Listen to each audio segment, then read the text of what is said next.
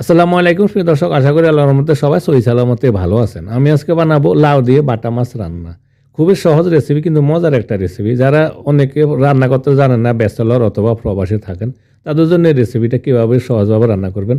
শীতকালে এরকম একটা বাটা মাছের রেসিপি থাকলে গরম ভাতের সাথে খুবই মজা করে পরিবেশন করতে পারেন। তাহলে চলুন শুরু করি। এখানে 8টা বাটা মাছ ধুয়ে সাফ করে হলুদ আর লবণ লাগিয়ে আমি রেখে দিয়েছি। কিছুটা ডিম হয়েছে, সামান্য ডিমটা আমি সাথে নিয়ে নিছি। তারপর এখানে ছোটো একটা লাউ নিয়ে নিলাম, মানে ছোটো আর কি, কচি লাউ। তারপর লাউটা আমি কুটে নিয়ে আসবো। লাউটা কুটে নিয়ে আসলাম। এবার আমি চলে যাব চুলা রান্না করার জন্য। চুলাতে আমি এখানে একটা কড়াইতে দিয়ে দিলাম পরিমাণ মতো কিছুটা তেল।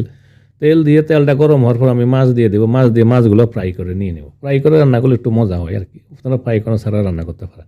কিছুক্ষণ পর এক সাইড হওয়ার পর আমি মাছগুলো উল্টে দেবো। উল্টে দেওয়ার পর সাইডটা ব্যবহার ফ্রাই করে নিয়ে নেব। প্রিয় দর্শক, আশা করি এই রেসিপিটা আপনাদের পছন্দ হবে। যদি রেসিপিটা পছন্দ হয় প্লিজ একটা লাইক এবং একটা কমেন্ট করবেন। আর প্লিজ আমাদের চ্যানেলে সাবস্ক্রাইব করে সাথে থাকার জন্য অনুরোধ করবো। প্লিজ, মাছগুলো ফ্রাই করা হয়ে গেছে, উঠে নিব। আমি 4টা মাছ দিয়ে দিয়েছিলাম, আমি 8টা মাছ একত্রে দিতে পারি নাই। বাকি 4টা মাছ আমি এইভাবে দিয়ে একইভাবে ফ্রাই করে নিয়ে নিব। আর কিছুটা যে ডিম হয়েছিল, সামান্য একটু ডিমগুলো দিয়ে দিলাম। ডিমগুলো একটু ফ্রাই করে নিব।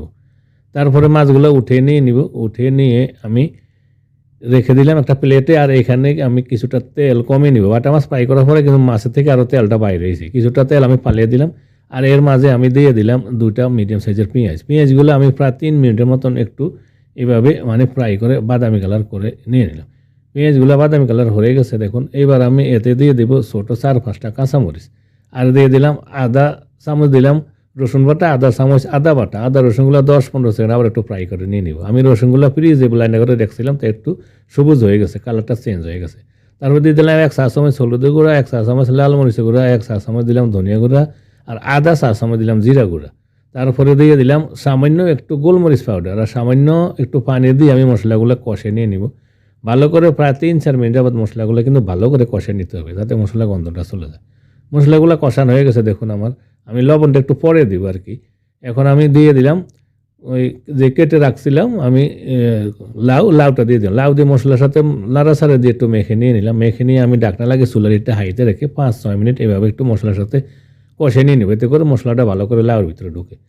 5-6 মিনিট পর চলে আসলাম, আবার একটু নাড়া দিয়ে দিব। নাড়া দিয়ে আমি এতে দিয়ে দিলাম পরিমাণ মতো কিছুটা পানি। পানি দিয়ে তারপরে আমি এতে দিয়ে দেবো স্বাদ মতো কিছুটা লবণ। তারপর একটু নাড়াচাড়া দিয়ে দেবো।